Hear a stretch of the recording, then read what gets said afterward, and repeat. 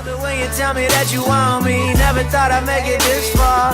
Look at how you play with me, stringing me along like your little guitar. I'm delirious.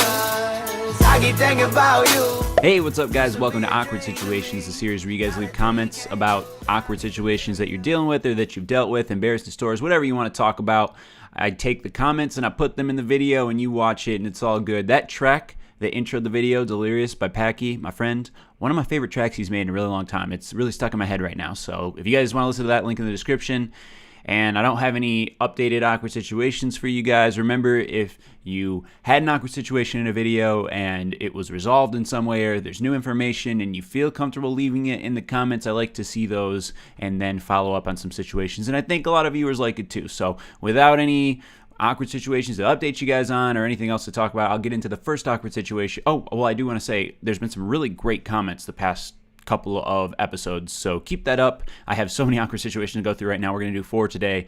I could do like 8 in one episode or just split 2 episodes, but we're going to do 4, starting with this one right now. Awkward situation. So I've been going out with my college professor for the last month. She was a great teacher, and I always thought she was cute, even though she's 35. I'm 20. I was kind of slipping with my grade near the end of the semester, and she offered to help me with a lot of extra credit. I ended up spending an hour with her every day after her last class. Near the very end of the semester, she started mentioning that I was so cute and sweet. I ended up kissing her, but she told me that we had to wait until class was over due to Title IX. Now we've been going out regularly and have had sex, but she told me that she wanted to keep everything under wraps since it would look bad to her family. Since I'm not Japanese, I'm Native American. I really like her, maybe love, but I don't know how to handle it or if she really cares about me. Any advice would help. Daddy Joel. So there's 3 really interesting things about this situation to me. First of all, the plot of many pornographic films that I've heard are on the internet. I don't personally watch them. I just stick to my Bible and I watch a lot of porn. Second, the age difference you mentioned. It doesn't seem to be a huge factor in this situation. I mean, you mentioned it, so I guess it's kind of relevant, 15-year age difference. But the third thing that is interesting about the situation, what you seem to be really focusing on, is the cultural difference. Her family, you implied, is a traditional Japanese family that would not accept her, I assume, not marrying a Japanese man, I guess, or I don't think the Japanese have some big thing against the Native American. You know, that's not a typical, or Native Americans, not a typical rivalry, you know, Japanese versus Native Americans, Mexicans versus Canadians, what's up? The death battle. I don't think that's a thing. I think it's just she wouldn't be able to marry a non-Japanese man in her parents' opinions, which is very odd to me because, well, I'm, you know, my culture, I don't know if I really have any culture. I'm just a guy, and my parents are, well, I'm of French-Canadian descent, a little England in there, a little German in there. You know, I just, not a great sense of culture. But she's 35 and worrying about who she's going to be in a relationship with. How old, if she's 35, that means her parents have to be at least in their 60s, I would assume, if they had her at a relatively average age. Maybe they're a little younger if they had her at a younger age, but she's still concerned about what her parents think about her relationship life. I mean, just from my point of view, this isn't helping you at all, but that's very odd. Of course, I don't want to judge too much because it's not my culture. It must be a very traditional family for her to be concerned about. I don't even think you said marry. You just said even to be in a relationship with her. Her family would look down upon her for that, even though she's 35. If my child was 35 and they weren't married to a boy and or girl, whatever they're interested in, by that age, I would just assume they're going to be alone for a long time. My uncle was single at the age of 35, and my grandmother, who is the most blunt, honest, amazing person in the family, would say, yeah, I'm gonna die without seeing him getting married, whatever, and then takes a sip of her beer because she's awesome. So that's what I would assume, probably, as a parent. If you're not married by 35, I mean, I don't think there's anything wrong with you, but, you know, it's like, well, that's kind of a long time to not be married. No offense to anyone watching this video who's 35 and not married, but maybe you're thinking that yourself too.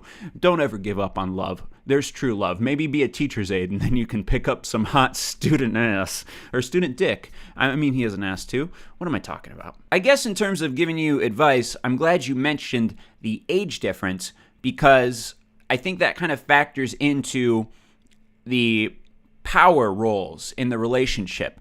If you've ever been in relationships with different people, anyone out there, if you've been in relationships, you can kind of sense these power roles in a relationship of like, I don't even know how to explain this. I'm sure there's psychological terms to explain this, but maybe you're in a relationship where the man feels very dominant and the woman is more submissive, or maybe it's a relationship where the woman is more dominant and the male is more submissive.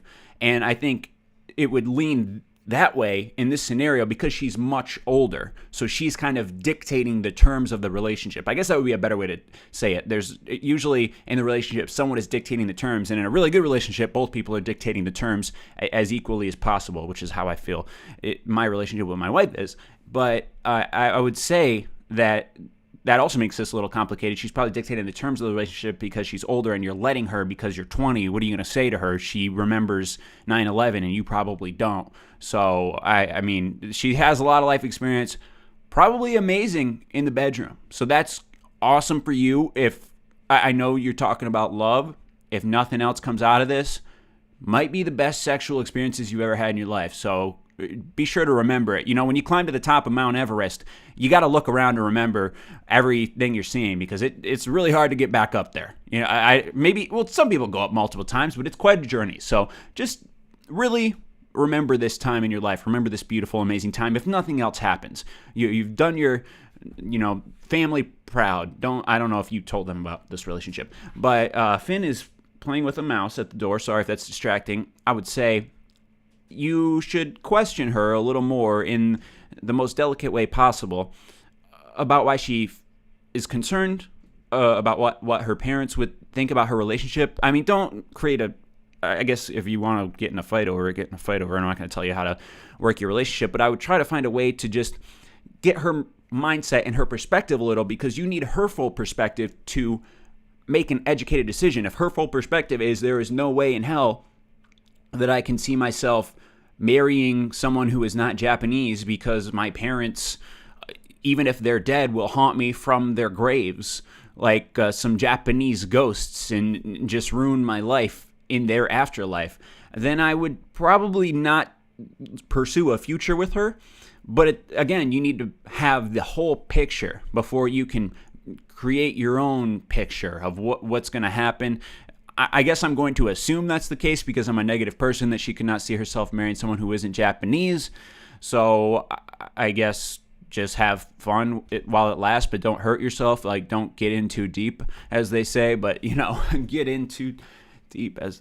Okay, so yeah, I don't... Maybe I shouldn't make assumptions. Just talk to her and see if you can figure out what her full perspective is on this, and if the age difference plays in at any point in this whole thing too. If anything, I mean, just have fun while it lasts. But I would love an update on this situation. So good luck, my dude. Next awkward situation. I have an awkward situation. So I'm going to college in the fall, and I'm going pretty far away. So I don't know anyone who's going to the same school. I did random assignment for roommates, and I got a 25-year-old ex-Marine who served in the Middle East and was stationed in Japan for a while. Like, I respect the hell out of the guy for doing all of that, but I just don't know how I feel about it. I'm only 18, and I'm going to be living with a full-grown man. I'm just worried it's going to affect my experience somehow. At least he can buy me alcohol, though. But for real, if anyone has any advice on what I should expect, or if they have anything similar, please let me know. So I did the same thing as you. I had a roommate in college that I randomly assigned with. No one from my school really went to the school that I went to. At least that was in my friend group. I had a decent-sized school, but I didn't know anyone from my high school that was at the college I was going to. And I had a randomly assigned roommate.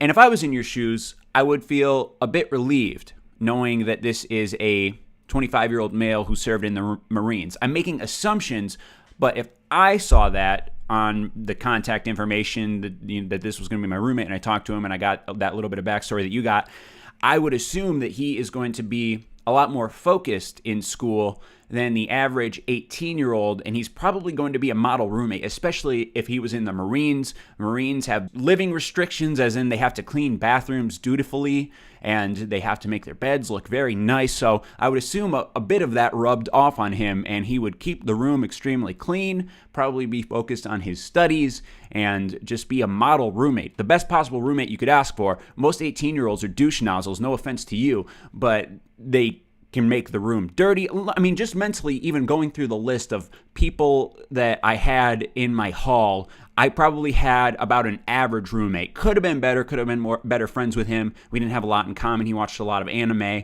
and repaired computers. I played video games, so we both like video games, but that was probably our only common interest. And that's fine. I didn't have to be his best friend. Some roommates on my floor became best friends. Some really fucking hated each other, and there was a knockdown, drag-out fight outside of our door between two roommates who didn't get along so well. So I think you're going to be okay. Could go the other way. He could be just a dick. I don't know. I guess I don't want to... I'm trying to paint you the positive side, which is what I assume will happen. But be prepared for anything. I don't think it's that big of a deal. He's probably going to have great stories. I just want you to look at this on the positive side, because my mom always says this, and she's not right 99.9% of the time. So you can listen to my mom's advice. Whatever you think the worst possible outcome would be, that's usually what you're going to think, and it's rarely what's going to happen. Because that's just how the human mind works. You try to concoct the worst possible scenario, and it's rarely ever that. So I'm sure it will be fine. Like you said, he can buy you beer and probably has great stories, better than what the average 18-year-old would be talking about. This man has lived a life. Maybe it's been a hard life. He's served this country, very admirable, but he's probably got better things to talk about than, your average 18-year-old douche nozzle like yourself. So I hope you learned something from him. Hope you learned how to make a good bed and keep your side of the room clean while hopefully he keeps his room clean. Again, update me on this situation. I've never lived with an older, stronger man, but I'm extremely jealous of you, and I hope you get to see him shirtless. Next situation. Hi, Joel. Awkward situation. Okay, so I'm in school, and we went on a trip thing. Everything was going well till we ate. I sat at a table with people I didn't know except two friends. We ate and talked, and most of the people I didn't know left, and one of my friends moved over so we can talk. One of the food trays on the table had a bag with money on it for food and was forgotten by one of the kids I didn't know. So my friend asked if it was mine. I said no, but I could give it back to one of those people that were sitting there. So when we got back to school the next day, I didn't see any of the kids, and after a while, I just forgot about giving it back. So it's been about 5 months since the trip, and I feel it would be weird trying to find one of the kids and asking if they forgot money on the trip we went on 5 months ago. I don't know what to do with the money. I was thinking of donating, but feel guilty because I basically stole the money. Please help. Don't know what to do. Welcome to any suggestions. Thanks. Well, sir, this is actually a situation I have dealt with before. That's mostly why I chose it. I try to pick at least one situation that I can personally relate to.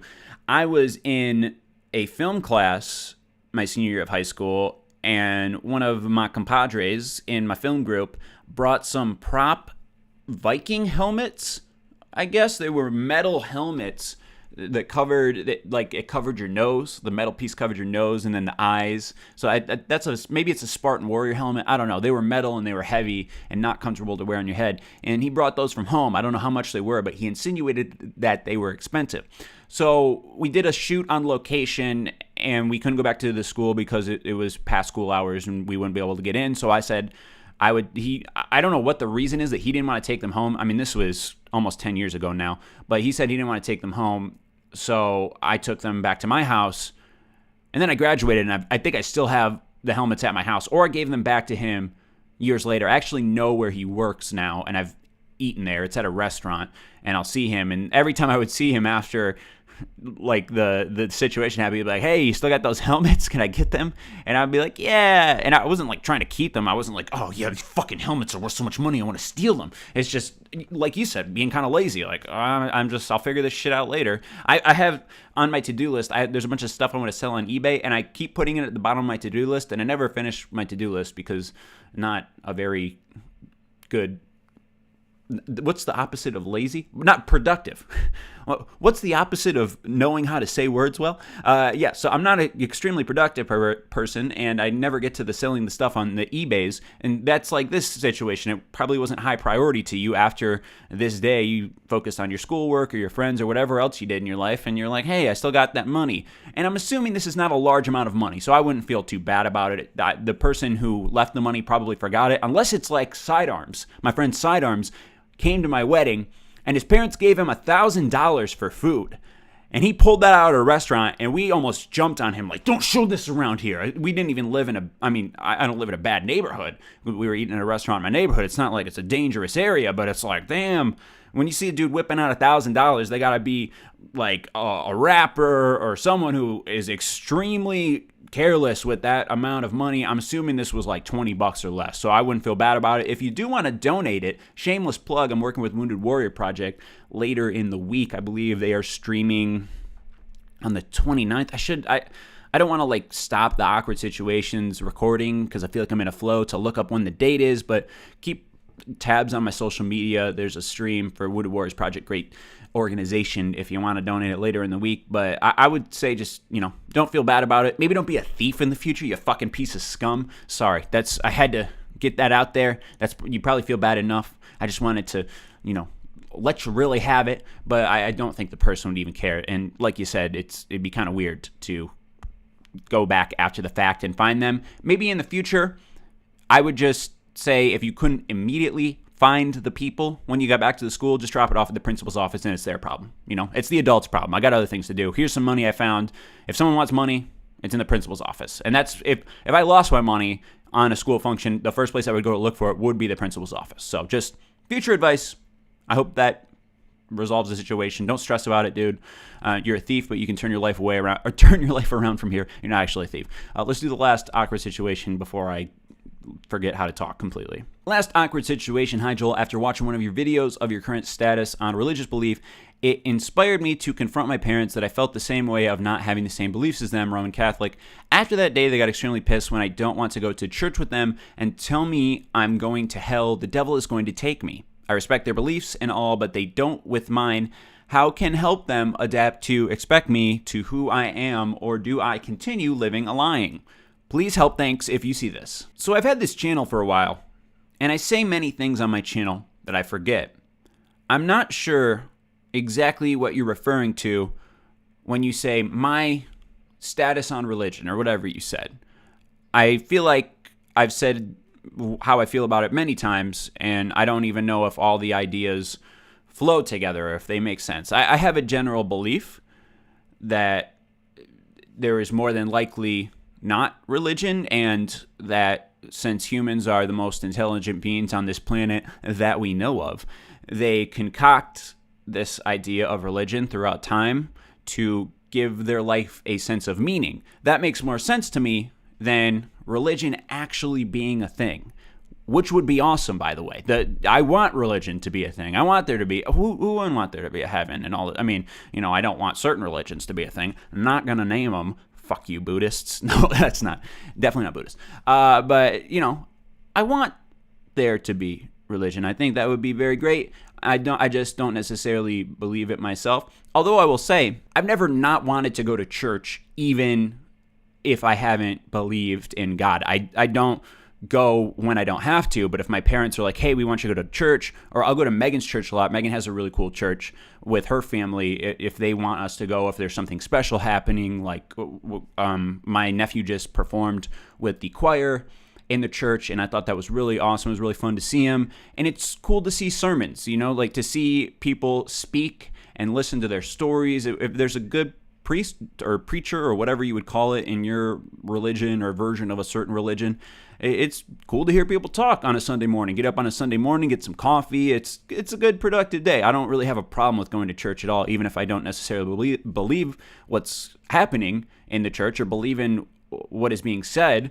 I don't know if that makes me like the ultimate sinner. I'm going to, get to, if there is a heaven, I'm going to get there and God's going to be like, so you were in church and you were thinking about something you saw on Reddit earlier because you don't believe in my word? You want to answer for that? And so that'd be like really awkward to talk to God about if he exists. But I don't know. I like to make my family happy. If they want me to go to church, I mean, what else am I going to do? Sleep? There's so many hours in the day to sleep. I could just go to church and make them happy. However, if you really feel uncomfortable being there, and I have friends that don't believe that would feel very uncomfortable even being in a church, I guess while I can't necessarily relate to that, I would hope that you could find some type of compromise with your parents. Compromise is a very important word in life. Maybe you're not going to go to church, but you're going to volunteer at a charity on the weekends, or do something productive with your time while they're at church. You'll offer to do chores Sunday morning. Maybe you're an adult and you don't feel like you have to do any of that and you just want your parents to get over it, that's your prerogative as well. Whatever you want to do. I don't really know your family situation other than they seem to be extremely religious.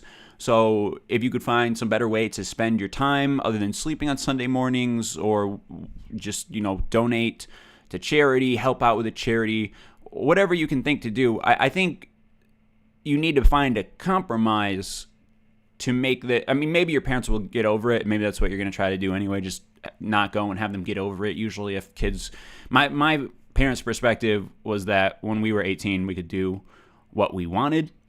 And I think most parents tend to accept that when their children turn 18, that they accept that they're going to do what they want regardless, or if they're doing something they don't want to do when they're adults, it just makes them hate you. I don't know, unless your kid's 35 and she's dating a little Native American man and then she can't marry him. I don't know. I guess that's not all families are the same. I don't have enough information for you, but I would hope you could find a compromise. And yeah, I don't know. I'd be interested to hear your guys' thoughts. I don't want to start any shit in the comments. Like, I hate when people argue with each other in the comments. I like when people have back and forth discussions, but I don't. Topics like politics and religion, shit can get out of hand pretty easily. I'd like to hear your guys' thoughts on any of that stuff. I don't know where I'm going with that. But hey, this has been another episode of Awkward Situations. I appreciate you guys watching. Like I said, so many great comments in the past couple of weeks. I'm a little backed up on the situation, so if you leave a comment on this video, I wouldn't expect to see it for a week or 3.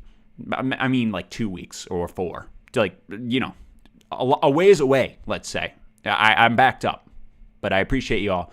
Thanks for your comments. Thanks for your time. And have a great today, tomorrow, and the rest of the week. Goodbye.